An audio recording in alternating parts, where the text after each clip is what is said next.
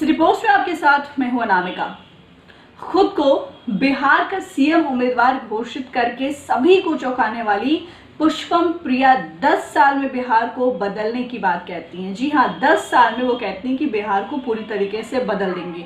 उनका कहना है कि बिहार को यहां मौजूद सभी राजनेताओं से छुटकारा चाहिए, यानी कि जितने भी मौजूद राजनेता लोग हैं उनसे बिहार को छुटकारा चाहिए। पुष्पम प्रिया कहती हैं कि जो असली बिहारी है वो बिहार को चलाए। यहाँ कभी भी कोई भी किसी के साथ हो लेता है, सब एक ही है। सभी को पता है कि अगर एक शिक्षित मुख्यमंत्री बन गया तो ये फिर कभी वापस नहीं आ पाएंगे।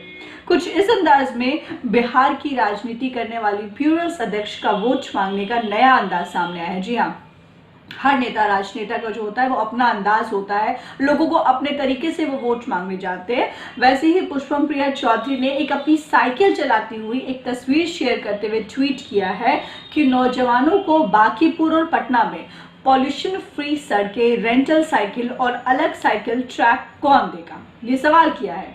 मैं नहीं, आपका वोट। इस बार रिकॉर्ड तोड़ वोटिंग कीजिए, इतना कीजिए कि ईवीएम भी गदगद हो जाए।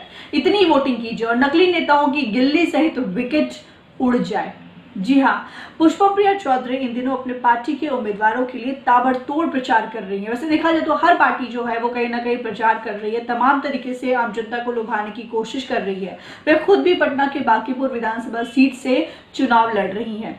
शिवहर और बेलसन की तस्वीर को ट्वीट करते हुए उन्होंने लिखा कि जब हम शिवहर प्लूरल्स में हो गया हमारे शानदार प्रत्याशी राजीव झा जी के शानदार रोड शो में, लोगों के चेहरे पर की खुशी जो थी वो अद्भुत थी। वहीं बेलसन प्रत्याशी के लिए उन्होंने लिखा कि बेलसन से हमारे अद्भुत प्रत्याशी हैं राइटर राकेश कुमार सिंह।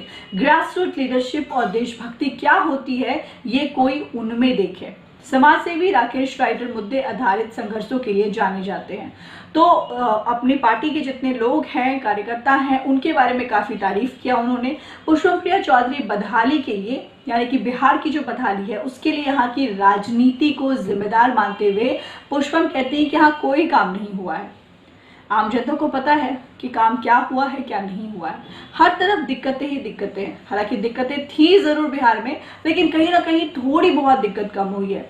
संस्थागत ढांचा बहुत कमजोर है। वो कहती हैं कि मैं विदेश में रही हूँ, वहाँ का लोकतंत्र देखा है मैंने, ऐसे नहीं चलता जैसे यहाँ हो रहा है। यहाँ लोगों का महत्व नहीं है। सरकारी तंत्र ऐसे पेश आते हैं जैसे वो हमारे नहीं बल्कि हम उनके लिए काम करते हैं। ये तभी सुधरेगा जब सत्ता में बैठे मठाधीश जो हैं वो हटेंगे।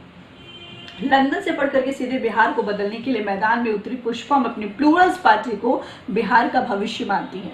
वो अपने साथ युवाओं और पढ़े लिखे वर्ग को जोड़ रही हैं। उनकी पार्टी से ऐसे ज्यादा से ज्यादा लोग जो हैं वो जुड़ रहे हैं जिनका कि कोई भी राजनीतिक बैकग्राउंड नहीं है। पुष्पम प्रिया के परिवार का जदयू से जुड़ाव रहा है, लेकिन अलग पार्टी बना करके राजनीति में कूदने पर कहती हैं कि हमें यहाँ राजनीति के लिए नहीं आना था, ऐसा वो कहती हैं। लेकिन अगर किसी के काम में और किसी के एक्शन में कुछ देखे तो वो सब समझते हैं। बिहार में रोजगार, शिक्षा और विकास के मुद्दे पर हावी होने पर पुष्पम प्रिया कहती हैं कि रोजगार की बात हमने करनी शुरू की है, जात पात की बात नहीं हो ये भी हमने कहना शुरू किया था। अब सभी पार्टियां हमें ही कॉपी करने लगी। अगर हमें ही कॉपी करना है तो हमें ही सरकार चलाने दीजिए। लोगों की समस्याओं को मैं उन्हें नहीं भूलने दूंगी। लोग जागरूक हैं और उन्हीं सारे मुद्दों पर वोट करेंगे। भारत की मौजूदा राजनीति में बदलाव की बात करते हुए पुष्पम प्रिया पार्टी पर हमलावर रही हैं। वो कहती हैं कि राजनीतिक दलों ने 30 साल में बहुत पैसा और पावर जो है वो इकट्ठा कर लिया है। ये जो बड़े बड़े होर्डिंग्स लगते हैं वो आखिर कहाँ से लगते हैं, ये पैसे कहाँ से आते हैं? इन्हीं पैसों के बल पर लोग कह रहे हैं, वो उनका कहना है कि लोग चुनाव लड़ते हैं, जो राजनेता लोग हैं वो चुनाव लड़ते हैं। इतनी तमाम बातें तो जरूर पुष्पम प्रिया ने कही है, लेकिन अब जो है निर्णय जो है वो आम जनता पर है। आम जनता जागरूक है, समझदार है, उसे पता है कि बिहार पहले क्या था, बिहार आज क्या है और बिहार में फ्यूचर में क्या होना, ये सारी बातें आम जनता को पता है और उसी आधार पर आम जनता जो है वो वोट कर रही है और आगे भी वोट करेगी।